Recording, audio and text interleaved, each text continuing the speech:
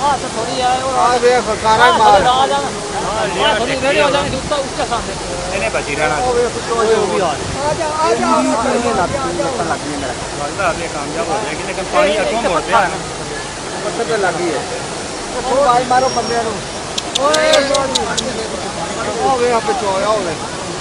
ओ वे पे चोया ਇਹ ਪਿੱਛੇ ਤਾਂ ਲੱਗਦਾ ਪੂਰਾ ਉਹ ਖੁੱਲਿਆ ਹੈ ਪੋਲਟਰੀ ਕੀ ਹੁੰਦਾ ਫਾਰਮ ਹਾਊਸ ਪੂਰਾ ਖੁੱਲ ਗਿਆ ਵਹੀ ਜਾ ਰਹੀਆਂ ਵਹੀ ਜਾ ਰਹੀਆਂ हां निकल जाऊंगा आ निकलना है तो पैर लग गया ए पत्थर है या खिड़की पे पत्थर है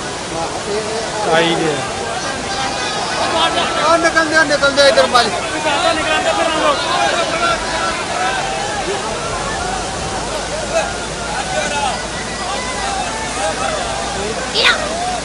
ਤੂੰ ਸਾਈਡ ਤੇ ਹੋ ਜਾ ਯਾਰ ਖੁਦਾ ਦੇ ਨਾਲ ਨਿਕਲਾਂ ਤੇ ਵਿਚਾਰੇ